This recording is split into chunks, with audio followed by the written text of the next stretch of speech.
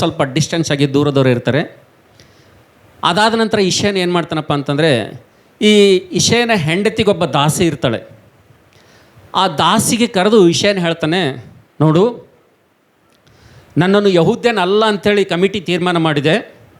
ನಾನು ಯೂದ ಗೋತ್ರದಲ್ಲಿದ್ದರು, ಯೂದ ಮತದವನಾಗಿದ್ದರು. ಕಮಿಟಿ ನನ್ನನ್ನು ಏನು ಮಾಡಿದೆ ಅಂದರೆ, ನೀನು ಯೂದ ಮತಸ್ಥನಲ್ಲದಾಗಿ ತೀರ್ಮಾನ ಮಾಡಿದ್ದಾರೆ, ಅದಕ್ಕೆ ನಾನು ಪಕ್ಕಾ ಯಹೂದ್ಯನಾಗಿ ನೆಮ್ಮದಾಗಿ ನಾನು ತೀರ್ಮಾನ ಮಾಡಬೇಕು, ರುಜು ಮಾಡಬೇಕಂತೇಳಿ ಈ ಒಂದು ತನ್ನ ಹೆಂಡತಿಯ ದಾಸಿಗೆ ಕರೆದು ಏನು ಹೇಳ್ತಾನಪ್ಪ ಅಂತಂದರೆ, ನೋಡು, ನನ್ನ ಹೆಂಡತಿಯನ್ನು ನಾನು ಏನು ಮಾಡಿದ್ದೀನಿ, ದೂರ ಮಾಡಿದ್ದೀನಿ. ನಿನ್ನನ್ನು ಏನು ಮಾಡ್ತೀನಿ ಅಂದರೆ, ನಾನು ಮದುವೆ ಮಾಡ್ಕೋತೀನಿ. ನೀ ನನಗೇನಾಗಬೇಕು, ಮದುವೆ ಆಗಬೇಕು. ಮದುವೆ ಆದಮೇಲೆ ಏನು ಮಾಡ್ತೀನಪ್ಪ ಅಂತಂದರೆ, ಎಲ್ಲರೂ ಬಂದು ಈಗೇನು ಕಮಿಟಿ ಅದಲ್ಲವರೆಲ್ಲ ನನಗಂತಾರೆ, ಇಷಯ ಏನು ಮಾಡೋಣ, ಅನ್ಯ ಜನರ ಹುಡುಗಿಗೆ ಮಾಡ್ಕೊಂಡಾನ, ಅನ್ಯ ಹುಡುಗಿಗೆ ಮಾಡ್ಕೊಂಡಾನ, ಅನ್ಯ ಕುಲದ ಹುಡುಗಿ ಮಾಡ್ಕೊಂಡಾನ ಅಂತ ಎಲ್ಲರೂ ಬಂದು ಇಷಯ ಹಿಂಗನ ಅಂತೇಳಿ ನನ್ನ ಮೇಲೆ ಏನು ಮಾಡ್ತಾರೆ, ಬ್ಲೇಮ್ ಮಾಡ್ತಾರೆ. ಮತ್ತು ಈ ಬ್ಲೇಮ್ ಮಾಡಿದಾಗ ನಾ ಏನು ಮಾಡ್ತೀನಪ್ಪ ಅಂದ್ರೆ, ನಿನಗೇನು ಮಾಡ್ತೀನಿ ಅಂದ್ರೆ ಬಿಟ್ಬಿಡ್ತೀನಿ. ನನಗೆ ಜಸ್ಟ್ ನಿನಗೆ ಮದುವೆ ಯಾಕೆ ಮಾಡ್ಕೊಳತ್ತೀನಂದ್ರೆ, ಜಸ್ಟ್ ಅನ್ಯ ಹುಡುಗಿಯನ್ನು ಈತ ಏನು ಮಾಡಿದಾನ, ಯೂದ ಗೋತ್ರಕ್ಕೆ ಯೂದ ಕುಲಕ್ಕೆ ಸೇರ್ಲಾರ್ದ ಹುಡುಗಿಯನ್ನು ಈತನ ಮದುವೆ ಮಾಡ್ಕೊಂಡನ.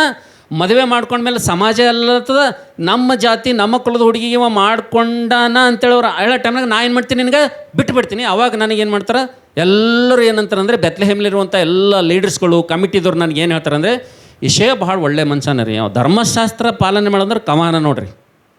ಹ್ಯಾಂಗೆ ಎಲ್ಲರೂ ತಪ್ಪು ಮಾಡ್ಯಾನಂತಂದ್ರೆ ಬೇಕು ಮಾಡ್ಕೊಂಡು ಹುಡುಗಿಗೆ ಏನು ಮಾಡ್ದನು, ಪಟ್ ಅಂತ ಏನು ಮಾಡ್ದನು, ಬಿಟ್ಟನು. ಅಂದ್ರೆ ಇಷಯ ಏನವ, ಅವ್ರ ಮುತ್ತೆ ತಪ್ಪು ಮಾಡಿರಬೇಕು, ಅವ್ರ ಅಪ್ಪ ತಪ್ಪು ಮಾಡಿರಬೇಕು, ಇವ ಭಾಳ ಕರೆಕ್ಟ್ ಮನುಷ್ಯನ ಅಂತೇಳಿ ಅನಿಸ್ಕೋಬೇಕಂತೇಳಿ ಇದು ಏನು ಮಾಡ್ತಾನಂದರೆ, ಇದು ಯೋಚನೆ ಮಾಡಿ ಆ ಒಂದು ಇಷಯನ ಹೆಂಡತಿಗೆ ದಾಸಿಗೆ ಏನು ಮಾಡ್ತಾನಂದರೆ, ಇದನ್ನು ಹೇಳಿದಾಗ ಇದು ಏನು ಮಾಡ್ತಾಳಂದರೆ, ಈ ಒಂದು ಇಷಯನ ಹೆಂಡತಿ ದಾಸಿ ಇಷಯನ ಹೆಂಡತಿ ಜೊತೆ ಭಾಳ ಕ್ಲೋಸ್ ಆಗಿರ್ತಾಳೆ.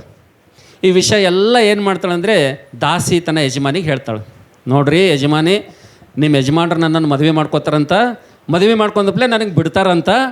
ಬಿಟ್ಟ ಮೇಲೆ ಏನಾಗ್ತದಪ್ಪ ಅಂತಂದರೆ, ಯಹೂದ್ಯರೆಲ್ಲರೂ ತಿರುಗಿ ಅವರನ್ನವರು ಮತ್ತು ಅವ್ರಿಗೆ ಯಾವುದು ಸ್ಥಾನದಿಂದ ತೆಗ್ದಾರಲ್ಲ, ಭಾಳ ಒಳ್ಳೆ ಮನುಷ್ಯನ, ಭಾಳ ಕರೆಕ್ಟ್ ಮನುಷ್ಯನ, ಅವ್ರು ಮಾಡಿರ್ಬೇಕು, ಇವ ಮಾತ್ರ ಭಾಳ ಕರೆಕ್ಟ್ ಮನುಷ್ಯನ ಅಂಥೇಳಿ ತಿರ್ಗಿ ಪೋಸ್ಟ್ ಕೊಡ್ತಾರಂಥೇಳಿ, ನನಗೆ ಮದುವೆ ಮಾಡ್ಕೋತಾನಂತ್ರಿ, ಮಾಡ್ಕೊಂಡ್ರಪ್ಲೆ ಬಿಡ್ತಾರಂತ್ರಿ ಅಂತ ಹೋಗಿ ಯಾರಿಗೆ ಹೇಳ್ತಾಳಕ್ಕೆ, ಯಾರಿಗೆ ಹೇಳ್ತಾಳ್ರಿ, ಯಜಮಾನಿಗೆ ಹೇಳ್ತಾಳೆ. ಯಜಮಾನಿ ಅಂತಾಳ, ಓಕೆ ಮದುವೆ ಮಾಡ್ಕೋ, ಮದುವೆ ಮಾಡ್ಕೊಳಕ್ಕೆ ಬ್ಯಾಡ ಅನ್ನಲ್ಲ, ಅವ ಏನು ಪ್ಲ್ಯಾನ್ ಮಾಡಿ ಹಂಗೆ ಮಾಡಲಿ, ಆದ್ರೆ ಒಂದು ಕಂಡೀಷನ್ ಅದ ನನ್ನ ಅಂತ ಹೇಳ್ತಾಳಕ್ಕೆ.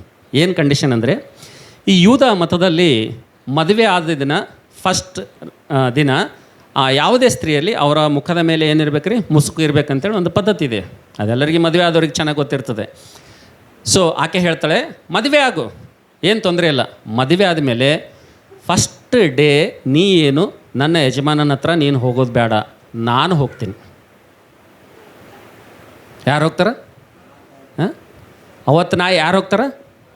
ನನ್ನ ಗಂಡ ನನಗೆ ಸ್ವಂತ, ನನ್ನ ಗಂಡನ ಹತ್ರ ನಾನೇ ಇರಬೇಕು, ನನ್ನ ಗಂಡನ ಪ್ರೀತಿ ನನಗೆ ಮಾತ್ರ ಅದು ಸೀಮಿತ ಆಗಿರಬೇಕು, ನಿನಗೆ ಮಾತ್ರ ಅದು ಅವಕಾಶ ನಾನು ಕೊಡಂಗಿಲ್ಲ. ಅದಕ್ಕೋಸ್ಕರವಾಗಿ ನಮ್ಮ ಯೂದ ಮತದ ಪ್ರಕಾರವಾಗಿ ಮುಖದ ಮೇಲೆ ಮುಸುಕಿರುವುದರಿಂದ ಆತ ನನ್ನನ್ನು ಗುರುತು ಹಿಡಿಲಿಕ್ಕೆ ಸಾಧ್ಯ ಇಲ್ಲ. ಅದಕ್ಕೋಸ್ಕರವಾಗಿ ನೀನು ಮದುವೆ ಮಾಡ್ಕೋ, ಆದರೆ ನೀನು ಮದುವೆ ಮಾಡ್ಕೊಂಡ್ಮೇಲೆ ನನ್ನ ಗುಡಾರದಿಂದ ನಿನ್ನ ಸ್ಥಾನದಲ್ಲಿ ನಾನು ಹೋಗ್ತೀನಿ ಎಂಬುದಾಗ ಆಕೆ ಹೇಳ್ತಾಳೆ ಅಂತೇಳಿ ಹೇಳಿದಾಗ ಆಕೆ ದಾಸಿ ಒಪ್ಕೋಬೇಕಲ್ಲ, ಈಗ ಯಜಮಾನಿ ಮಾತು ಕೇಳಬೇಕಲ್ಲ.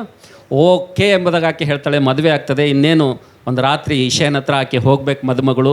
ಆ ರಾತ್ರಿ ಯಾರು ಹೋಗ್ತಾರಪ್ಪ ಅಂತಂದರೆ, ಇಷಯನ ನಿಜವಾದಂಥ ಹೆಂಡತಿ ಆ ಇಷಯನ ಹತ್ರ ಹೋಗ್ತಾಳೆ ಅಂತೇಳಿ. ಅಲ್ಲೆಲ್ಲಿಯ ಸೊ ಹೋದ್ಮೇಲೆ ಇದೆಲ್ಲ ಆಗ್ತದೆ. ಆದಮೇಲೆ ಏನಾಗ್ತದಪ್ಪ ಅಂತಂದರೆ, ತಿರುಗಿ ಆಕೆ ತನ್ನ ಗುಡಾರಕ್ಕೆ ಹೋಗ್ತಾಳೆ. ಇಷಯನು ಕೂಡ ಸುಮ್ಮನೆ ಇರ್ತಾನೆ. ಇದಾಗಿ ಒಂದು 3 ತಿಂಗಳಾಗ್ತದ. ಒಂದು ಸುದ್ದಿ ಈ ಒಂದು ಏನಾಗ್ತದಪ್ಪ ಅಂದರೆ ಕಿವಿಗೆ ಬಂದು ಬೀಳ್ತದೆ ಇಷಯನಿಗೆ. ಏನು ಸುದ್ದಿ ಅಂತಂದರೆ, ಇಷಯನ ಹೆಂಡತಿ 3 ತಿಂಗಳ ಗರ್ಭಿಣಿ ಅಂತೇಳಿ ಸುದ್ದಿ ಬರ್ತದೆ ಎಲ್ಲ ಕಡೆಗೆ. ಯಾರು ಹೆಂಡತಿ? ಇಷಯನ ಮದಿ ಹೆಂಡತಿ ಏನಾಗ್ಯಾಳ, 3 ತಿಂಗಳ ಗರ್ಭಿಣಿ ಅಂತೇಳಿ ಸುದ್ದಿ ಒಂದು ಹೊರಗೆ ಬರ್ತದೆ. ಈ ಸುದ್ದಿ ಹೊರಗೆ ಬಂದಾಗ ಫಸ್ಟ್ ಯಾರಿಗೆ ಮೈಂಡಿಗೆ ಎಫೆಕ್ಟ್ ಆಗ್ತದೆ, ಇಷಯನಿಗೆ ಎಫೆಕ್ಟ್ ಆಗ್ತದೆ. ತಲೆ ಕೆಟ್ಟ ಕೆರ ಆಗ್ತದೆ ಅವನಿಗೆ. ಈಕಿಗೆ ಬಿಟ್ಟಿನ ಏಸು ದಿನ ಆಯಿತು, ಈಕಿಲಿಂದ ದೂರ ಉಳಿದನ ಏಸು ದಿನ ಆಯಿತು, ಈಕಿನ ಸಹವಾಸನೇ ಮಾಡಲಾರ್ದ ಎಷ್ಟು ದಿನ ಆಯಿತು. ಆದರೆ ಇದು ಹೆಂಗೆ ಸಾಧ್ಯ? ಆಕೆ ಗರ್ಭಿಣಿ ಆಗಲು, ಆಕೆ ಗರ್ಭ ಧರಿಸಲು ಯಾರು ಕಾರಣ? ಅಂಥೇಳಿ ಆತನ ತಲೆಗೆ ಬರ್ತದ್ರಿ. ಅದಾದ ನಂತರ ಇಷಯನ ಹೆಂಡತಿಗೆ ದಿನ ತುಂಬುತ್ತದೆ. ದಿನ ತುಂಬಿದ ಮೇಲೆ ಆಮೇಲೆ ಒಂದು ಮಗು ಹೆರ್ತಾಳೆ. ಆ ಮಗು ಹೆತ್ತ ಮೇಲೆ ಅವಾಗ ಏನಾಗ್ತದಪ್ಪ ಅಂತಂದರೆ ಇಷಯನಿಗೂ ತುಂಬ ಕೋಪ. ಇಷಯನಿಗೆ ಆಲ್ರೆಡಿ ಎಷ್ಟು ಜನ ಮಕ್ಕಳಿರ್ತಾರೆ? 7 ಜನ ಮಕ್ಕಳಿರ್ತಾರೆ.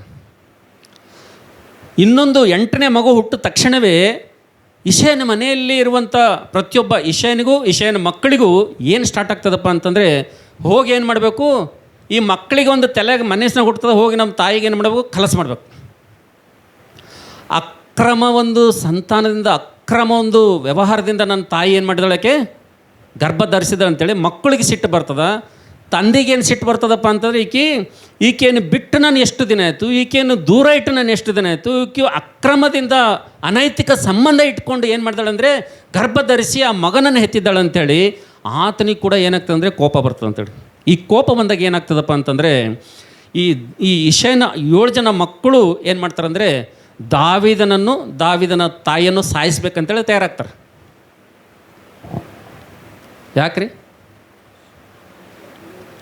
ನಮ್ಮಪ್ಪಗೆ ಬಿಟ್ಟು ಅಕ್ರಮ ಸಂಬಂಧ ಇಟ್ಕೊಂಡು ಇಂಥ ಸಂತಾನವನ್ನು, ಪಾಪದ ಸಂತಾನವನ್ನು ಪಡೆದಿದ್ದಾಳಂತೇಳಿ ತಾಯಿಗೂ ಖಲಾಸ್ ಮಾಡಬೇಕು, ಆ ಹುಟ್ಟಿದಂಥ ಮಗು ದಾವೀದಿಗೂ ಖಲಾಸ್ ಮಾಡ್ಬೇಕಂತೇಳಿ ಈ ಇಷಯನ 7 ಜನ ಮಕ್ಕಳು ತಯಾರಾದಾಗ ಇಷಯ ಒಂದು ಮಾತು ಹೇಳ್ತಾನೆ ಆ ಮಕ್ಕಳಿಗೆ. ಏನು ಹೇಳ್ತಾನೆ ಗೊತ್ತದ್ರಿ? ಏಯ್, ನೀವು ಅಕ್ಕಿಗೂ ಹೊಡಿಬೇಡ್ರಿ, ನೀವು ಆ ಕೂಸಿಗೂ ಹೊಡಿಬೇಡ್ರಿ, ದೇವರೇ ನೋಡ್ಕೊತಾನದು. ಆಕಿ ಅಕ್ರಮಲಿಂದ, ಆಕಿ ಪಾಪ ಮಾಡಿ ಆ ವ್ಯಭಿಚಾರದಿಂದ ಆಕಿ ಗಂಡನಿಗೆ ಗೊತ್ತಿರಲಾರ್ದಾಗಿ ಗಂಡನ ಬಿಟ್ಟು ಇಂಥ ಕೆಟ್ಟ ವ್ಯವಹಾರ ಮಾಡಿದಾಳಪ್ಪ ಅಂದರೆ ದೇವ್ರು ಏನು ಮಾಡ್ತಾನ? ಶಿಕ್ಷೆ ಕೊಡ್ತಾನ.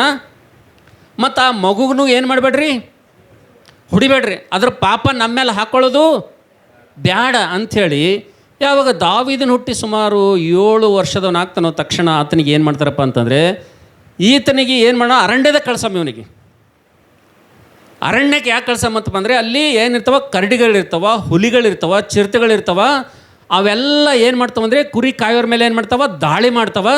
ಅಲ್ಲಿ ದಾವೀದನಿಗೆ ಏನು ತಿನ್ನಬೇಕು? ಹುಲಿ ಕಡ್ಡಿ ಏನು ಮಾಡಬೇಕು, ಅವು ತಿಂದು ಸಾಯಿಸಲ್ಯಾಕ ಹಂಗೆ ಮಾಡಮ್ಮ ಅಂಥೇಳಿ ಏನು ಮಾಡ್ತಾರಪ್ಪ ಅಂತಂದರೆ, ದಾವೀದನು ಹುಟ್ಟಿ ಬೆಳೆದು 7 ವರ್ಷದನಾದಮೇಲೆ 7 ವರ್ಷದ ಮಗು ಇರುವಾಗಲೇ ಆತನನ್ನು ಏನು ಮಾಡ್ತಂದರೆ ಅರಣ್ಯದ ಪಾಲು ಮಾಡಿಬಿಡ್ತಾರೆ ಅಂತೇಳಿ. ಹಲ್ಲೆಲೂಯಾ.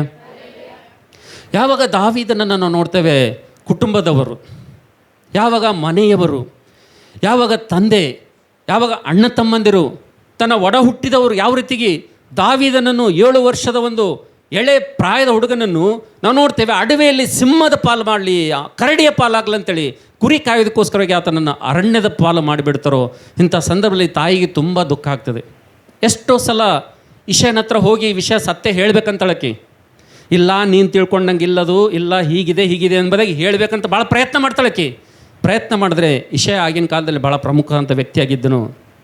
ನನ್ನ ಜೊತೆನೇ ಇಂಥ ಆಟ ಆಡ್ತೀಯ ನೀನು ಅಂಥೇಳಿ ಮತ್ತೆ ತಿರುಗಿ ನನ್ನ ಮೇಲೆ ಬೀಳ್ಬೋದು ಅಂಥೇಳಿ ಭಯಪಟ್ಟು ಅಂಜಿ ಏನು ಮಾಡ್ತಾಳೆ ಅಂದರೆ, ಎಷ್ಟೋ ಸಲ ಈ ಸತ್ಯ ಹೇಳಬೇಕಂದಕ್ಕೆ ಏನು ಮಾಡಂಗಿಲ್ಲ ರೀ, ಹೇಳಲ್ಲ. ಸಫರ್ ಯಾರು ಆಗ್ಲತ್ತಾರ ಇಲ್ಲಿ? ಕಷ್ಟ ಯಾರು ಅನುಭವಿಸ್ಲತ್ತಾರ? ದಾವೀದನು 7 ವರ್ಷದನಾಗ್ತಾನೆ. ಆತನ ಕುರಿ ಕಾಯಲಿಕ್ಕೆ ಆತನು ಹೋಗ್ತಾನೆ.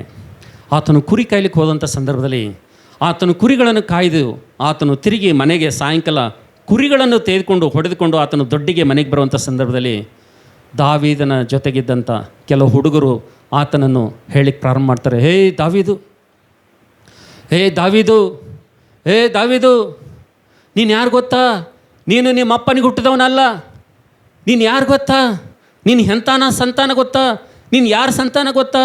ನೀನು ಅನೈತಿಕ ಸಂಬಂಧ ಇಟ್ಕೊಂಡು ನಿಮ್ಮ ತಾಯಿ ಹೆತ್ತಂಥ ಒಂದು ಮಗುವಾಗಿದ್ದೆ ನೀನು. ದಾವೀದನು ಕುರಿಗಳನ್ನು ತೆಗೆದುಕೊಂಡು ಮನೆಗೆ ಬರುವಂಥ ಸಂದರ್ಭ ಅನೇಕ ಆತನ ಜೊತೆಕಾಲಿಕರು, ಸಮಕಾಲಿಕರು, ಅನೇಕ ಅಂಥ ಹುಡುಗರು ದಾವೀದನನ್ನು ಅನೈತಿಕ ಸಂಬಂಧದಿಂದ ಹುಟ್ಟಿದೆಯಾ ನೀನು, ನಿಮ್ಮಪ್ಪ ಇಷಯನಲ್ಲ ಎಂಬುದಾಗಿ ದಾವೀದನಿಗೆ ಏನು ಮಾಡ್ತಾರಪ್ಪ ಅಂತಂದರೆ ಹೇಳಲಿಕ್ಕೆ ಪ್ರಾರಂಭ ಮಾಡ್ತಾರೆ ಅಂತೇಳಿ. ಹಲ್ಲೆಲೂಯಾ. ನಾವು ನೋಡ್ತೇವೆ ನಾವು ಪ್ರೀತಿ ದೇವರ ಮಕ್ಕಳೇ, ದಾವೀದನಿಗೆ ಯಾವಾಗ ತನ್ನ ಸಮಕಾಲೀನ ಒಂದು ಸ್ನೇಹಿತರು, ತನ್ನ ಜೊತೆ ನಿಂತು ಕುಂತು ಆಟ ಆಡುವಂಥ ಪ್ರತಿಯೊಬ್ಬ ಹುಡುಗರು ಈ ರೀತಿಯಾಗಿ ಹೇಳಲಿಕ್ಕೆ ಪ್ರಾರಂಭ ಮಾಡ್ತಾರೋ, ನೀನು ಅಕ್ರಮದಿಂದ ಹುಟ್ಟಿದ್ಯಾ, ನೀನು ಪಾಪದಲ್ಲಿ ಹುಟ್ಟಿದ್ಯಾ, ನಿನ್ನ ತಾಯಿ ಪಾಪ ಮಾಡಿ ನಿನಗೆ ಜನ್ಮ ನೀಡಿದ್ದಾಳೆ, ನಿನ್ನ ಪಾಪಿಷ್ಟ ಜನ್ಮನೆಂಬುದಾಗಿ ನಾವು ನೋಡ್ತೇವೆ. ಹುಡುಗರು ಸಮಕಾಲಿಕನವರು ಆತನನ್ನು ಗೇಲಿ ಮಾಡುವಂಥ ಸಂದರ್ಭದಲ್ಲಿ ಆತನ ಅರಣ್ಯದಲ್ಲಿ ಕೂತ್ಕೊಂಡು ಒಂದು ವಾಕ್ಯ, ಒಂದು ಹಾಡು ಆತನ ಈ ರೀತಿಗೆ ಬರಿತಾನ್ರಿ. ಒತ್ತಿರ ಯಾರಾದರೂ ಅದೇ ಸಂದರ್ಭದಲ್ಲಿ ದಾವೀದನು ಬರೆದಿದ್ದಾನೆ. ಬನ್ನಿ ನಾವೆಲ್ಲರೂ ಕೀರ್ತನೆ 51ನೇ ಅಧ್ಯಾಯದ ಕಡೆಗೆ ನಿಮ್ಮ ಸತ್ಯವೇದವನ್ನು ತಿರುಗಿಸ್ರಿ. ದಾವೀದನು ಅಂಥ ಸಂದರ್ಭದಲ್ಲಿ, ತನ್ನ ಒಂದು ಅವಮಾನದ ಸಂದರ್ಭದಲ್ಲಿ, ಆತನಿಗೆ ಅಂಥ ಮಾತುಗಳು ಬಂದಂಥ ಸಂದರ್ಭದಲ್ಲಿ, ಕೀರ್ತನೆ 51ನೇ ಅಧ್ಯಾಯ,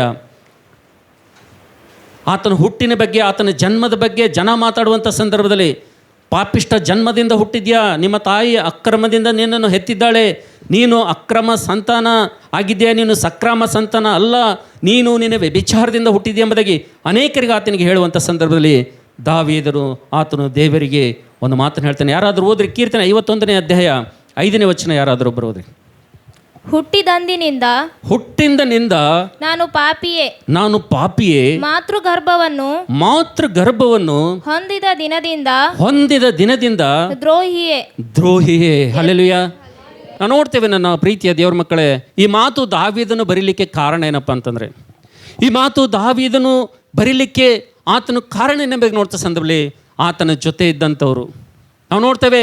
ಆತನ ಸಮಕಾಲಿಕನ ಆತನ ಸ್ನೇಹಿತರು ಆತನನ್ನು ಅಕ್ರಮ ಸಂತಾನದವನೇ ನೀನು, ಅಕ್ರಮದಿಂದ ಹುಟ್ಟಿದವನೇ ಎಂಬುದಾಗಿ ಆತನನ್ನು ಹೀಯಾಳಿಸುವಂಥ ಸಂದರ್ಭದಲ್ಲಿ, ಆತನ ಜನ್ಮದ ಬಗ್ಗೆ ಮಾತಾಡುವಂಥ ಸಂದರ್ಭದಲ್ಲಿ ಭಕ್ತನಂತ ದಾವೀದನು ಆತನ ಹೇಳ್ತಾನೆ, ಆ ಪರಿಸ್ಥಿತಿಯಲ್ಲಿ ನಾನು ಹುಟ್ಟಿಂದಿನಿಂದ ನಾನು ದ್ರೋಹಿಯೇ, ಮಾತೃ ಗರ್ಭದಿಂದಲೂ ಕೂಡ ನಾನು ಏನಾಗಿದ್ದೀನಿ, ಪಾಪಿಯಾಗಿದ್ದೇನೆ, ಪಾಪದಲ್ಲೇ ನಾನು ಹುಟ್ಟಿದ್ದೇನೆ ಎಂಬುದಾಗಿ, ನನ್ನ ತಾಯಿ ಗರ್ಭದಲ್ಲಿರುವಾಗಲೇ ಪಾಪಿಷ್ಟನಾಗಿ ನಾನು ಹುಟ್ಟಿದ್ದೇನೆ ಎಂಬುದಾಗಿ ದಾವೀದನಲ್ಲಿ ಹೇಳ್ತಾ ಇದ್ದೇನೆ ಅಂತೇಳಿ. ಹಲ್ಲೆಲೂಯ. ನಾವು ನೋಡ್ತೇವೆ ನನ್ನ ಪ್ರೀತಿ ದೇವ್ರ ಮಕ್ಕಳೇ, ಈ ರೀತಿಯಾಗಿ ನಾವು ನೋಡ್ತೇವೆ ದಾವೀದನು ಆತನು ಈ ರೀತಿಗೆ ಗೇಲಿಗೆ ಗುರಿಯಾದಂಥ ಸಂದರ್ಭದಲ್ಲಿ ನಾವು ನೋಡಿ ಆತನ ಜೀವಿತ ಯಾವ ರೀತಿಗೆ ಮನುಷ್ಯರ ನಿರ್ಲಕ್ಷ್ಯಕ್ಕೊಳಗಾಗ್ತದಪ್ಪ ಅಂತಂದರೆ, ಆತನ ಜೀವಿತ ಯಾವ ರೀತಿಗೆ ಆತನ ಜೀವಿತ ಗೇಲಿಗೆ ಗುರಿಯಾಗ್ತದಪ್ಪ ಅಂತಂದರೆ, ಒಂದು ಕಡೆ ಆತನ ಸ್ನೇಹಿತರು ಆತನ ಜನ್ಮದ ಬಗ್ಗೆ ಮಾತಾಡಲಿಕ್ಕೆ ಪ್ರಾರಂಭ ಮಾಡ್ತಾರೆ, ಇನ್ನೊಂದು ಕಡೆ ನಾವು ನೋಡ್ತೇವೆ ನನ್ನ ಪ್ರೀತಿಯ ದೇವ್ರ ಮಕ್ಕಳೇ, ಇವತ್ತು ದಾವೀದನು ಆತನು ಕುರಿಯನ್ನು ಮೇಯಿಸ್ಕೊಂಡು ಆತನು ಊರು ಒಳಗಡೆ ಸಾಯಂಕಾಲ ಕುರಿಗಳನ್ನು ತೆಗೆದುಕೊಂಡು ಬರುವಂಥ ಸಂದರ್ಭದಲ್ಲಿ ಇವತ್ತು ಆ ಒಂದು ಊರು ಬಾಗಿಲಿನ ಕಟ್ಟೆ ಮೇಲೆ ಕೂತಂಥ ಜನರು ದಾವೀದನ ಬಗ್ಗೆ ಮಾತಾಡ್ಲಿಕ್ಕೆ ಪ್ರಾರಂಭ ಮಾಡ್ತಾರ. ಏನು ಮಾತಾಡ್ತಾರಪ್ಪ ಅಂದರೆ, ಅನೇಕ ವಿಷಯಗಳು ಕಟ್ಟೆ ಮುಂದೆ ಊರು ಬಾಗಿಲನ್ನು ಕೂತು ಮಾತಾಡ್ಕೊಡ್ತಿರ್ತಾರ.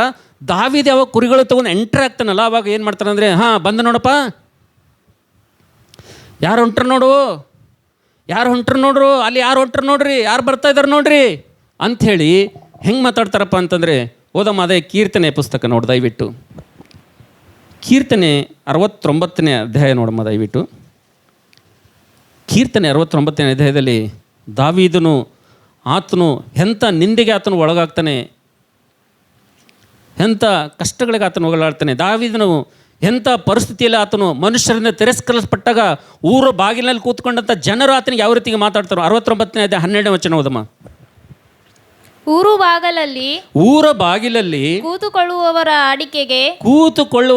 ಆಡಿಕೆಗೆ ಗುರಿಯಾಗಿದ್ದೇನೆ. ಹಲ್ಲೆಲೂಯ. ನೋಡ್ರಿ ಆತನ ಪರಿಸ್ಥಿತಿ ಹೆಂಗಾಗ್ಯದ ಅಂತಂದರೆ, ಜೊತೆ ಎದ್ದು ಕೂಡಿ ಆಡುವಂಥ ಹುಡುಗರನ್ನು ಕೂಡ ಆತನ ಜನ್ಮದ ಬಗ್ಗೆ ಏನು ಮಾಡ್ತಾರ, ಹೀಯಾಳಿಸಿ ಮಾತಾಡ್ತಾ ಇದ್ರೆ, ಆದರೆ ಊರಿನ ಜನನೂ ಕೂಡ ಏನು ಮಾತಾಡ್ತಾರೆ, ಆತನ ಊರು ಬಾಗಿಲಿನ ಕುರಿಗಳು ಎಂಟ್ರೆನ್ಸ್ನಾಗ ಸಾಯಂಕಾಲ ತೊಗೊಂಡು ಬಂದ ತಕ್ಷಣವೇ ಆತನ ಬಗ್ಗೆ ಏನು ಮಾಡ್ತಾರೆ ಅಂದರೆ, ಈತನು ಬಂದು ನಾವು ಅಕ್ರಮವಾಗಿ ಇಷಯನಿಗೆ ಹುಟ್ಟಿದವನು, ಅಕ್ರಮವಾಗಿ ಇಷಯನ ಹೆಂಡತಿ ಪಾಪ ಮಾಡಿ ಹುಟ್ಟಿದವನು ಎಲ್ಲಿ ಹೊಂಟ್ರ ನೋಡ್ರಿ ಅಂತೇಳಿ ಊರ ಬಾಗಿಲಿನಲ್ಲಿ ಮಾತಾಡೋರಿಗೆ ಮಾತುಗಳು ಯಾರ ಕಿವಿಗೆ ಬೀಳತ್ತವಂತ್ರಿ. ಎಷ್ಟು ಮನುಷ್ಯರ ಒಂದು ನಿರ್ಲಕ್ಷ್ಯಕ್ಕೆ ಆತನು ಗುರಿಯಾಗಿದ್ದಾನಪ್ಪ ಅಂತಂದರೆ, ದಾವೀದನು ಮನುಷ್ಯರು ಎಷ್ಟು ಯಾವ ರೀತಿಗೆ ತಿರಸ್ಕಾರ ಮಾಡಿದಾರಪ್ಪ ಅಂತಂದರೆ ನಾವು ನೋಡ್ತೇವೆ ನನ್ನ ಪ್ರೀತಿದವರ ಮಕ್ಕಳೇ. ಕೊನೆಯದಾಗಿ ದಾವೀದನ ಕುಟುಂಬದಲ್ಲಿ ನಾವು ನೋಡ್ತೇವೆ ಆತನ ಒಂದು ಅಣ್ಣ ತಮ್ಮಂದಿರು ಕೂಡ ನಾವು ನೋಡ್ತೇವೆ ಯಾವ ರೀತಿಗೆ ನಾವು ನೋಡ್ತೇವೆ, ಆತನನ್ನು ಪರನಂತೆ ಪರಕೇನಂತೆ ಹೊರಗಿನವನಂತೆ ಆತನನ್ನು ನೋಡ್ತಾರೆ ಎಂಬುದಾಗಿ ದೇವರ ವಾಕ್ಯದಲ್ಲಿ ನೋಡ್ತೀವಿ ಅಂತೇಳಿರಿ. ಹಲ್ಲೆಲೂಯ. ಆತನು ಸ್ನೇಹಿತರನ್ನು ನೋಡ್ತಾನೆ, ಆತನಿಗೆ ಅವಮಾನ ಆಗ್ತದೆ. ಊರ ಬಾಗಿಲಿರುವಂಥ ಜನರ ಮಾತುಗಳನ್ನು ಕೇಳ್ತಾನೆ, ಅದರಿಂದ ಆತನಿಗೆ ಅವಮಾನ ಆಗ್ತದೆ.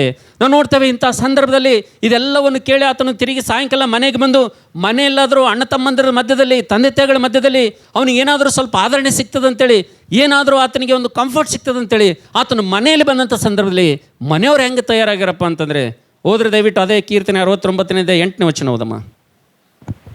ನನ್ನ ಅಣ್ಣ ತಮ್ಮಂದಿರಿಗೆ ನನ್ನ ಅಣ್ಣ ತಮ್ಮಂದರಿಗೆ ಹೆರನಂತಾದೆನು. ಒಡ ಹುಟ್ಟಿದವರಿಗೆ ಪರಕೀಯನಂತಿದ್ದೇನೆ. ಹಲ್ಲೆಲೂಯ. ನೋಡ್ರಿ, ದಾವೀದನು ಹೇಳ್ತಾ ಇದ್ದೇನೆ, ನನ್ನ ಅಣ್ಣ ತಮ್ಮಂದರಿಗೆ ನಾನು ಏನಾಗಿದ್ದೀನಿ ರೀ? ಈಗ ಪರಾಯ ವ್ಯಕ್ತಿಯಾಗಿದ್ದೀನಿ, ನಾನು ಹೊರಗಿನ ವ್ಯಕ್ತಿಯಾಗಿದ್ದೀನಿ. ನಾನು ಒಡ ಹುಟ್ಟಿದವ್ರು ನನ್ನನ್ನು ಯಾವ ರೀತಿಗೆ ನೋಡ್ತಾ ಇದ್ದಾರೆ? ನನಗೊಂದು ತಮ್ಮ ಅಂಥೇಳಿ ನೋಡಲಾಗ್ಯಾರ. ಈತ ನಮ್ಮ ಸಣ್ಣ ತಮ್ಮ, ನಮ್ಮ ಚಿಕ್ಕ ತಮ್ಮ ಅಂಥೇಳಿ ಅಣ್ಣ ತಮ್ಮರು ಏನು ಮಾಡಲಾಗ್ಯಾರ? ನೋಡಲಾಗ್ಯಾರ. ಅದಕ್ಕೆ ಇಲ್ಲಿ ದಾವೀದ ಹೇಳ್ತಾ ಇದ್ದಾನೆ 8ನೇ ವಚನದಲ್ಲಿ, ನನ್ನ ಅಣ್ಣ ತಮ್ಮಂದಿರಿಗೆ ನಾನು ಏನಾಗಿದ್ದೀನಿ? ಹೆರನಂತಾಗಿದ್ದೀನಿ. ಅಂದರೆ ಹೊರಗಿನವನಂತೆ ನಾನು ಆಗಿದ್ದೀನಿ. ನನ್ನ ಅಣ್ಣ ತಮ್ಮಂದಿರಿಗೆ ನಾನು ಅನ್ಯನಂತೆ ಆಗಿದ್ದೀನಿ.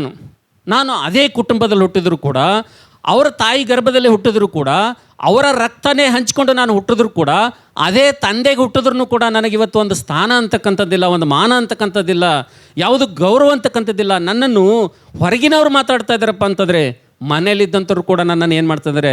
ಅನ್ಯನಂತೆ ಪರನಂತೆ ನನ್ನನ್ನು ನೋಡ್ತಾ ಇದ್ದಾರೆ ಎಂಬುದಾಗಿ ಆತನು ಬಾಧೆ ಪಡ್ತಾ ಇದ್ದಾನೆ ಅಂತೇಳಿ. ಹಲ್ಲೆಲೂಯ. ಎಷ್ಟು ಜನರು ಇವತ್ತು ನಾವು ನೋಡ್ತೇವೆ, ನನ್ನ ಪ್ರೀತಿ ಇದ್ದವ್ರ ಮಕ್ಕಳೇ, ಕುಟುಂಬದಲ್ಲಿ ನಾವು ನೋಡ್ತೇವೆ ಇಂಥ ಮನುಷ್ಯರ ನಿರ್ಲಕ್ಷ್ಯಕ್ಕೆ ಕಾರಣ ಆಗೋದಿಲ್ಲ. ಎಷ್ಟೋ ಜನರು ಹೇಳ್ತಾರೆ, ನಾನು ಕೇಳಿದ್ದೀನಿ, ಈ ಒಂದು ಮಗು ಹುಟ್ಟಿದಾಗಲೇ ನಮ್ಗೆ ದರಿದ್ರ ಹತ್ತದ ಅಂತ ಹೇಳ್ತಾರೆ. ಕೇಳಿರಿ ಎಲ್ಲರಿ? ನಾನು ಕೇಳಿದ್ದೀನಿ ರೀ. ಎಷ್ಟೋ ಜನ ಮನೆಯಲ್ಲಿ ಅಂತಾರೆ, ಈಕೆ ಹುಟ್ಟಿದಾಗಲಿಂದ ನಮಗೇನಾಗಿದೆ ಅಂದರೆ ದರಿದ್ರ ಬಂದುಬಿಟ್ಟಿದೆ, ಈತ ಹುಟ್ಟಿದಿಂದಲೇ ನಮಗೇನಾಗಿದೆ ಅಂದರೆ ಕಷ್ಟಗಳು ಪ್ರಾರಂಭ ಆಗಿವೆ. ಅನೇಕರು ಹೇಳೋದನ್ನು ನಾವು ಕೇಳ್ತೇವೆ. ಅದರ ನೋಡ್ತೇವೆ ನನ್ನ ಪ್ರೀತಿದವ್ರ ಮಕ್ಕಳೇ, ದಾವೀದನ ಪರಿಸ್ಥಿತಿ ಕೂಡ ಅದೇ. ಇಲ್ಲಿ ಯಾವ ರೀತಿಗೆ ಆತನನ್ನು ಅನ್ಯನಂತೆ ಟ್ರೀಟ್ ಮಾಡ್ತಾ ಇದ್ದಾರಪ್ಪ ಅಂದರೆ, ಹೊರಗಿನವನಂತೆ ನೋಡ್ತಾ ಇದ್ದಾರಪ್ಪ ಅಂತಂದರೆ, ಎಷ್ಟು ಮಾತ್ರಕ್ಕೂ ಈತನು ತಂದೆ ಆಗಲಿ ತಾಯಿ ಆಗಲಿ ಇಬ್ಬರು ಕೂಡ ಅವರು ಆತನನ್ನು ಪ್ರೀತಿ ಮಾಡೋದನ್ನು ಬಿಟ್ಟುಬಿಟ್ಟಿದ್ದಾರೆ. ಕೊನೆಗೆ ಅಣ್ಣ ತಮ್ಮಂದಿರು ಕೂಡ ಏನಾಗಿದ್ದಾರೆ? ದಾವೀದನಿಗೆ ಪ್ರೀತಿ ಮಾಡ್ತಾಯಿಲ್ಲ. ನಾವು ನೋಡ್ತೇವೆ ನನ್ನ ಪ್ರೀತಿದವ್ರ ಮಕ್ಕಳೇ, ಎಷ್ಟೋ ಕುಟುಂಬದಲ್ಲಿ ಅಣ್ಣ ತಮ್ಮಂದರೆ ಸ್ವಂತ ತಮ್ಮಂದರನ್ನು ಎಷ್ಟೋ ಜನ ಏನು ಮಾಡ್ತಾರೆ ರೀ? ನಿಜವಾದಂಥ ಪ್ರೀತಿ ತೋರಿಸೋದಿಲ್ಲ ರೀ. ಹೊರಗಿನವ್ರಂತೆ ನೋಡ್ಕೊಳ್ತಾರೆ ರೀ. ಈತನು ನಮ್ಮ ತಮ್ಮ ಇದ್ದಾನೆ, ಈತನು ನಮ್ಮ ರಕ್ತದಲ್ಲಿ ಹುಟ್ಟಿದ್ದಾನೆ, ಈತ ನಮ್ಮ ತಾಯಿ ಹುಟ್ಟಿದ್ದಾನೆ ಅಂತೇಳಿ ಸ್ವಂತ ಹೊಟ್ಟೆಲಿದ್ದಂಥವ್ರು ಎಷ್ಟೋ ಜನ ಏನು ಮಾಡ್ತಾರೆ ಇವತ್ತು? ಅನೇಕರು ಏನು ಮಾಡ್ತಂದರೆ ಸ್ವಂತ ಅಣ್ಣ ತಮ್ಮಂದಿರನ್ನ ಏನು ಮಾಡ್ತಾರೆ? ಪರಕೀಯರಂತೆ ನೋಡ್ತಾರೆ ಅಂತೇಳಿ. ಹಲ್ಲೆಲೂಯ. ದಾವೀದನ ಪರಿಸ್ಥಿತಿ ಕೂಡ ಇದೆ. ನಾವು ನೋಡ್ತಿದ್ದೇವೆ, ದಾವೀದನ ಅಣ್ಣ ತಮ್ಮಂದಿರಿಗೆ ಆತನು ಏನಾಗಿದ್ದಾನೆ ಅಂದರೆ ಆತನು ಹೊರಗಿನವನಂತೆ ಇದ್ದಾನೆ. ಇಂಥ ಸಂದರ್ಭದಲ್ಲಿ ನಾವು ನೋಡ್ತೇವೆ ನನ್ನ ಪ್ರೀತಿ ದೇವರ ಮಕ್ಕಳೇ, ಇಂಥ ಸಂದರ್ಭದಲ್ಲಿ ತನ್ನ ಜೊತೆ ಇದ್ದಂಥವ್ರು ಆತನ ಹುಟ್ಟಿದ ಬಗ್ಗೆ ಮಾತಾಡ್ತಾ ಇದ್ದಾರೆ.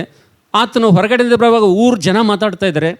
ಅದು ಸಾಲದೆ ಅಂತೇಳಿ ನಾವು ನೋಡ್ತೇವೆ, ಆತನು ತನ್ನ ಮನೆಯಲ್ಲಿ ಅಲ್ಲಾದರೂ ಆತನಿಗೆ ಪ್ರೀತಿ ಸಿಗ್ತದಂತೇಳಿ ಆತನು ಮನೆಗೆ ಬರುವಂಥ ಸಂದರ್ಭದಲ್ಲಿ ಮನೆಯವರೆಲ್ಲ ಆತನನ್ನು ಯಾವ ರೀತಿಗೆ ನೋಡ್ತಾ ಇದ್ದಾರೆ ಅಂದರೆ ಪರಕೇನಂತೆ ನೋಡ್ತಾ ಇದ್ದಾರೆ, ಹೊರಗಿನವರಂತೆ ನೋಡ್ತಾ ಇದ್ದಾರೆ, ಆತನನ್ನು ಅರಣ್ಯದ ಪಾಲು ಮಾಡಿದ್ದಾರೆ.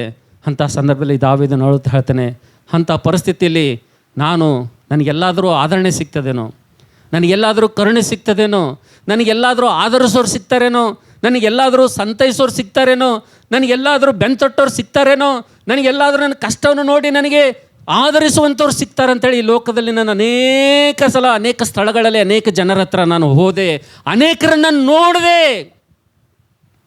ಓ ದೇವರೇ, ಈ ಲೋಕದಲ್ಲಿ ನನಗಂಥವ್ರು ಯಾರೂ ಕೂಡ ಸಿಗಲಿಲ್ಲ ಎಂಬುದಾಗಿ ದಾವೀದನು ಹೇಳ್ತಾನೆ ಅಂತೇಳಿ. ಹಲ್ಲೆಲೂಯ.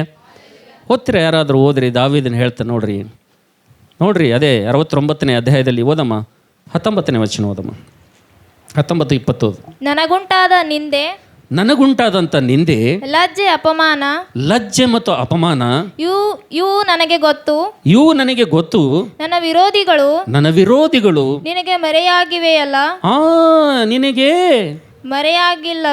ಮರೆಯಾಗಿಲ್ಲವಲ್ಲ. ನಿಂದೆಯಿಂದ ಖಿನ್ನನಾಗಿ ಕುಂದಿ ಹೋಗಿದ್ದೇನೆ. ಕರುಣಾಳುಗಳನ್ನು ನಿರೀಕ್ಷಿಸಿದೆ,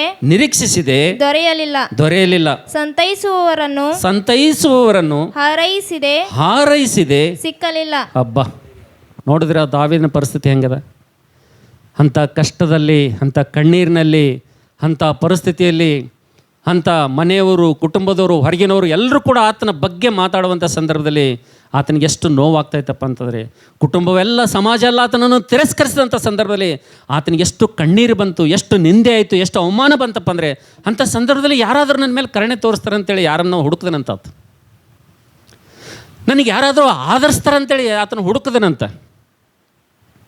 ಆದರೆ ನಾವು ನೋಡ್ತೇವೆ, ದಾವೀದನು ಹೇಳ್ತಾ ಇದ್ದೇನೆ 19ನೇ ವಚನ 20ನೇ ವಚನದಲ್ಲಿ, ನನ್ನ ಕಣ್ಣೀರಿನ ಸಮಯದಲ್ಲಿ ನನಗೆ ಯಾರಾದರೂ ಆಧರಿಸ್ತಾರಂತೇಳಿ ನಾನು ಯಾರಾದರೂ ನನ್ನ ಮೇಲೆ ಕರುಣೆ ತೋರಿಸ್ತಾರೆ ಅಂತೇಳಿ ನಾನು ಹುಡುಕಿದೆ, ನಿರೀಕ್ಷಿಸಿದೆ. ಯಾರು ನನಗೆ ಸಿಕ್ಕರಂತ ಬರೋದು, ಸಿಕ್ಕಿಲ್ಲ ಅಂತ ಬರೋದು?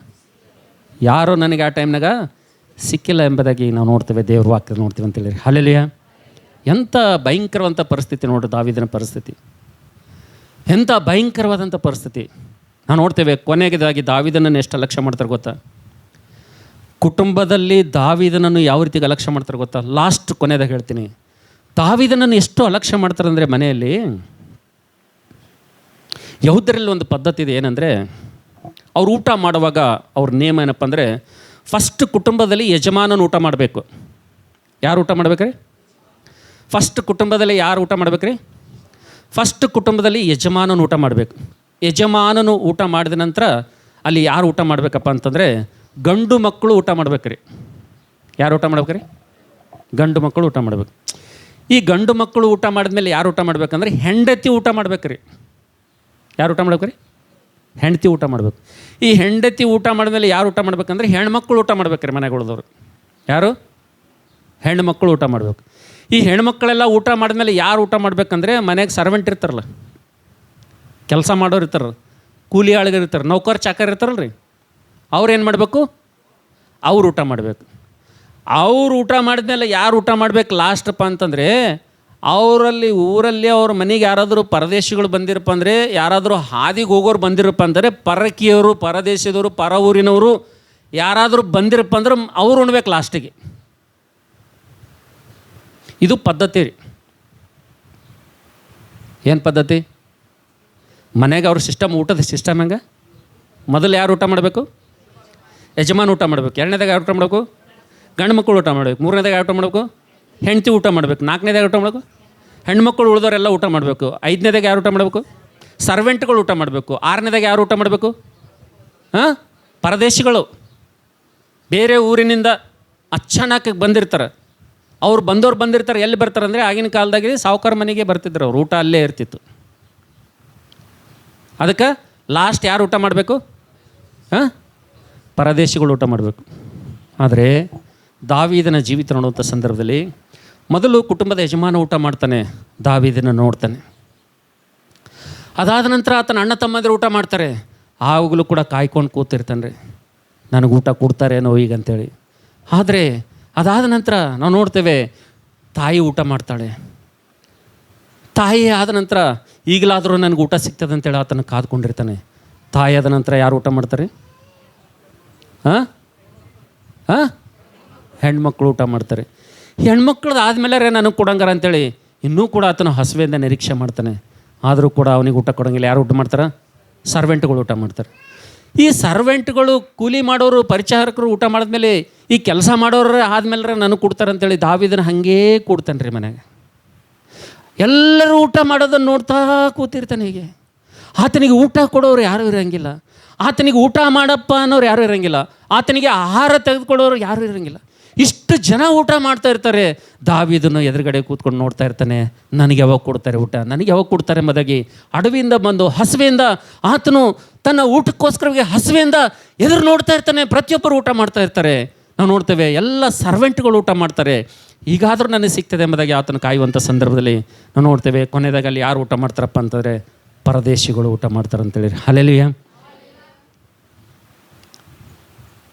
ಪರದೇಶಿಗಳು ಊಟ ಮಾಡಿದ ಮೇಲೆ ದಾವೀದನಿಗಾದರೂ ಆಹಾರ ಸಿಗ್ತದಪ್ಪ ಅಂತಂದರೆ, ದಾವೀದನಿಗಾದರೂ ತನ್ನ ಮನೆಯಲ್ಲಿ ಊಟ ಸಿಗ್ತದೆ ಎಂಬುದಾಗಿ ದಾವೀದನು ಎದುರು ನೋಡುವಂಥ ಸಂದರ್ಭದಲ್ಲಿ ಪರದೇಶಿಯರು ಆ ಮನೆಗೆ ಬಂದು ಅನ್ನ ತಿಂದು ಹೋಗ್ತಾರೆ.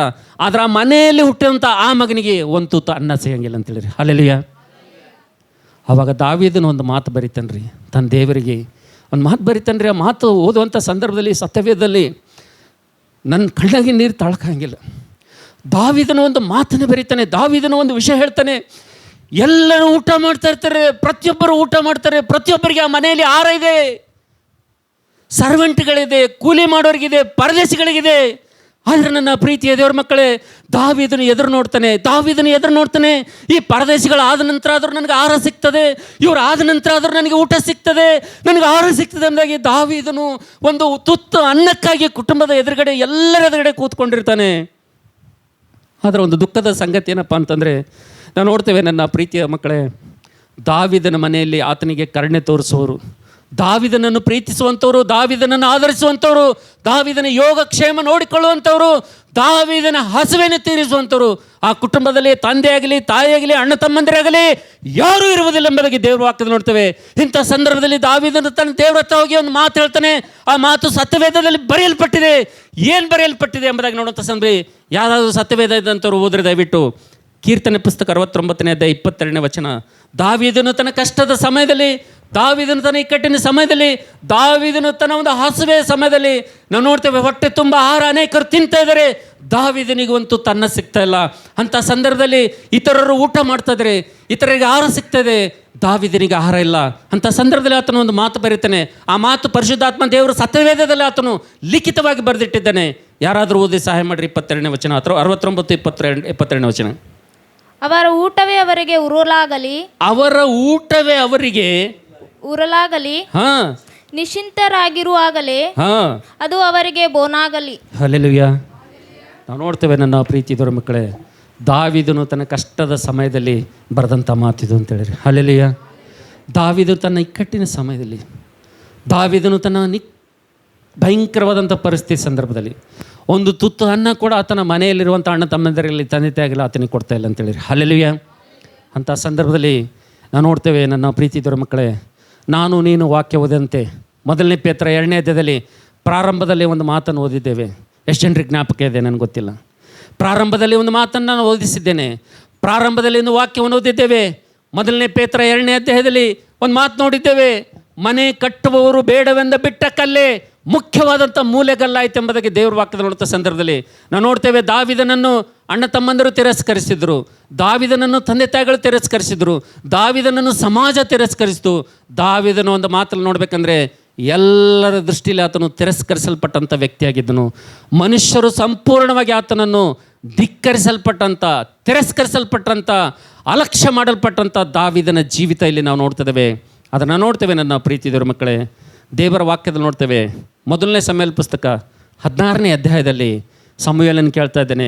7 ಜನ ಈಶಾನ್ಯ ಮಕ್ಕಳು ಬಂದ ಮೇಲೆ, 7 ಜನ ಆದ ಮೇಲೆ ಕೇಳ್ತಾ ಇದ್ದೇನೆ, ಸಮುವೇಲನು ನಿನ್ನ ಮಕ್ಕಳು ಇಷ್ಟೇ ಜನರಿದ್ದಾರೆ ಎಂಬುದು ಕೇಳುವಂಥ ಸಂದರ್ಭದಲ್ಲಿ ನಾನು ನೋಡ್ತೇವೆ. ಇಷಯನು ಅಲ್ಲಿ ಉದ್ದೇಶಪೂರ್ವಕವಾಗಿ ದೇವರು ಆತನ ಬಾಯಿಂದ ಬರುವಂಥ ಮಾತು ಹೊರಗಡೆ ತರ್ತಾನೆ.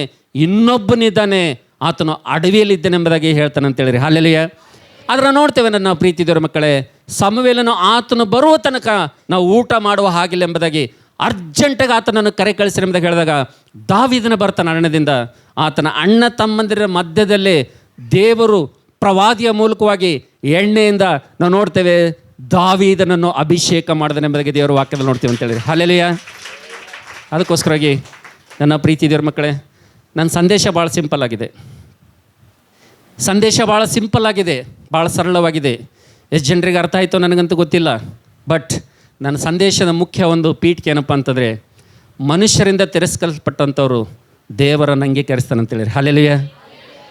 ಒಂದು ವೇಳೆ ನಿಮ್ಮ ಪರಿಸ್ಥಿತಿ ಕೂಡ ನಿಮ್ಮ ಮನೆಯಲ್ಲಾಗಲಿ, ನಿಮ್ಮ ಕುಟುಂಬದಲ್ಲಾಗಲಿ, ನೀವು ಕೆಲಸ ಮಾಡುವಂಥ ಸ್ಥಳದಲ್ಲಾಗಲಿ, ನಿಮ್ಮ ಉದ್ಯೋಗದಲ್ಲಾಗಲಿ, ಯಾವುದೇ ಭಾಗದಲ್ಲಿ ಒಂದು ವೇಳೆ ನೀವು ತಿರಸ್ಕಾರಕ್ಕೆ ಒಂದು ವೇಳೆ ಒಳಗಾಗಿದ್ದೀರಪ್ಪ ಅಂದರೆ, ಈ ಲೋಕದಲ್ಲಿ ನೀವು ಯಾರ ಗಣನೆಗೆ ಇಲ್ಲದಂಥ ವ್ಯಕ್ತಿಗಳು ನೀವು ಆಗಿದ್ದೀರಪ್ಪ ಅಂತಂದರೆ ಸಂತೋಷಪಡ್ರಿ. ದೇವರ ವಾಕ್ಯದಿಂದ ನಿಮ್ಮನ್ನು ಉತ್ಸಾಹಪಡಿಸ್ತೇನೆ. ದೇವ್ರ ಮಾತುಗಳಿಂದ ನಿಮ್ಮನ್ನು ನಾನು ಬಲಪಡಿಸ್ತೇನೆ. ಈ ಮಾತುಗಳಿಂದ ಧೈರ್ಯವಂತ ಅಂದ್ಕೊಡ್ರಿ, ಈ ಮಾತುಗಳಿಂದ ಬಲವಂತ ಅಂದ್ಕೊಡ್ರಿ. ಕಾರಣ ಏನಪ್ಪ ಅಂತಂದರೆ, ಎಲ್ಲರಂಥ ವ್ಯಕ್ತಿ ನಾನಲ್ಲ. ನಾನೆಂಥ ವ್ಯಕ್ತಿ ಇದ್ದೀನಪ್ಪ ಅಂತಂದರೆ, ಸ್ವಯಂ ಪ್ರತಿಷ್ಠೆ ಬಯಸುವಂಥ ವ್ಯಕ್ತಿ ನಾನಲ್ಲ. ನನ್ನ ಒಂದು ಉದ್ದೇಶ, ನನ್ನ ಒಂದು ಮೈಂಡ್ಸೆಟ್ಟು, ನನ್ನ ಒಂದು ಬೋಧನೆ ಏನಪ್ಪ ಅಂತಂದರೆ, ಈ ಸಭೆಗೆ ಬರುವಂಥ ಪ್ರತಿಯೊಬ್ಬರು ಬಾಯಿಂದ ಏನು ಹೇಳಬೇಕಪ್ಪ ಅಂತಂದರೆ, ದೇವರ ಮೇಲೆ ಆಧಾರಗೊಂಡಂಥ ವ್ಯಕ್ತಿಗಳು ತಯಾರಾಗಬೇಕಂತೇಳಿರಿ. ಹಲ್ಲೆಲೂಯಾ. ಯಾವುದೊಬ್ಬ ಪಾಸ್ಟರ್ ಮೇಲೆ, ಯಾವುದೊಬ್ಬ ಮನುಷ್ಯನ ಮೇಲೆ, ಯಾವುದೊಬ್ಬ ಸೇವಕನ ಮೇಲೆ, ಯಾವುದೊಬ್ಬ ಬೋಧಕನ ಮೇಲೆ ಆಧಾರಗೊಂಡು ಅವರು ಏನೋ ಮಾಡಿದಾಗ, ಏನೋ ಕೈ ಕೊಟ್ಟಾಗ ಮತ್ತೆ ಕಷ್ಟಕ್ಕೊಳಗಾಗಿ, ನಷ್ಟಕ್ಕೊಳಗಾಗಿ ಜೀವಿತದಲ್ಲಿ ಅಲೆದಾಡುವಂಥ ಪರಿಸ್ಥಿತಿ ವಿಶ್ವಾಸಿ ಮಕ್ಕಳಲ್ಲಿ ಇರಬಾರ್ದು. ನನ್ನ ಉದ್ದೇಶ ಏನಪ್ಪ ಅಂತಂದರೆ, ಯಾವತ್ತೂ ಕೂಡ ನಾವು ನೋಡ್ತೇವೆ, ಯಾವುದೇ ಒಬ್ಬ ವಿಶ್ವಾಸಿ, ಯಾವುದೇ ಒಬ್ಬ ಕ್ರೈಸ್ತನು ಮನುಷ್ಯನ ಮೇಲೆ ಆಧಾರಗೊಳ್ಳಬಾರ್ದು. ಮನುಷ್ಯರು ಇವತ್ತಿರ್ತಾರೆ, ನಾಳೆ ಹೋಗ್ತಾರೆ. ಮನುಷ್ಯರು ನಿಮ್ಮ ಜೊತೆ ಯಾವಾಗಲೂ ಇರುವುದಿಲ್ಲ. ಮನುಷ್ಯರು ಮಾತು ಕೊಡ್ತಾರೆ, ಮಾತು ತಪ್ತಾರೆ. ಆದರೆ ನಾನೆಂಥ ವ್ಯಕ್ತಿ ಇದ್ದೀನಪ್ಪ ಅಂತಂದರೆ, ಪ್ರತಿಯೊಬ್ಬ ವ್ಯಕ್ತಿ ಬಾಯಿಂದ ಬರಬೇಕು, ದೇವರು ನನ್ನನ್ನು ಅಂಗೀಕರಿಸುವಂಥ ವ್ಯಕ್ತಿಯಾಗಿದ್ದೇನೆ ಎಂಬುದಾಗಿ ಬರಬೇಕಂತೇಳಿರಿ. ಹಲ್ಲೆಲೂಯಾ. ಹಲ್ಲೆಲೂಯಾ. ಅದಕ್ಕೋಸ್ಕರಾಗಿ ನನ್ನ ಪ್ರೀತಿ ದೇವ್ರ ಮಕ್ಕಳೇ, ಒಂದು ವೇಳೆ ಈ ಮಾತುಗಳು ನಿಮ್ಮ ಜೀವಿತದಲ್ಲಿ ಒಂದು ವೇಳೆ ನಿಮ್ಮ ಮನೋನೇತ್ರಗಳನ್ನು ಬೆಳಗಿಸೋದಾದರೆ, ಈ ಮಾತುಗಳು ನಿಮ್ಮ ಆತ್ಮೀಯ ಜೀವಿತಕ್ಕೆ ಒಂದು ವೇಳೆ ಏನಾದರೂ ಪ್ರಯೋಜನಕರವಾಗಿತ್ತಪ್ಪ ಅಂತಂದರೆ, ಈ ಸಂದೇಶದಿಂದ ಪಾಸ್ಟ್ರೇ ನಿಜವಾಗಿ ಇದು ಸತ್ಯವಾದಂಥ ಮಾತು, ಓ ಪಾಸ್ಟ್ರೇ, ಓ ಸೇವಕರೇ, ಇದು ನಿಜವಾದಂಥ ಮಾತು, ಇದು ಸತ್ಯವಾದಂಥ ಮಾತು. ಈ ಲೋಕದಲ್ಲಿ ಮನುಷ್ಯರಿಂದ ತಿರಸ್ಕರಿಸಲ್ಪಟ್ಟಂಥವ್ರು, ಮನುಷ್ಯರಿಂದ ನಿರಾಕರಿಸಲ್ಪಟ್ಟಂಥವ್ರು, ಮನುಷ್ಯರಿಂದ ತಳ್ಳಲ್ಪಟ್ಟವರು ಈ ಲೋಕದಲ್ಲಿ ಯಾರು ಸೇರಿಸ್ಕೊಳ್ಳೋದಿಲ್ಲ. ಓ ಸತ್ಯವಾದಂಥ ಮಾತು, ತಿರಸ್ಕರಿಸಲ್ಪಟ್ಟವರನ್ನು, ಧಿಕ್ಕರಿಸಲ್ಪಟ್ಟವರನ್ನು ಆ ದೇವರು ಆತನ ಅಂಗೀಕರಿಸುವಂಥ ದೇವರಾಗಿದ್ದೆನೆಂಬುದಾಗಿ ಒಂದು ವೇಳೆ ನಿಮ್ಮ ಹೃದಯದಲ್ಲಿ ಈ ಮಾತು ತಾಗಿತ್ತಪ್ಪ ಅಂದರೆ ಎಲ್ಲರೂ ಒಂದ್ಸಲ ಜೋರಾಗಿ ಚಪ್ಪಾಳೆಯನ್ನು ತಟ್ಟಿ ದೇವರನ್ನು ಘನಪಡಿಸೋಣ.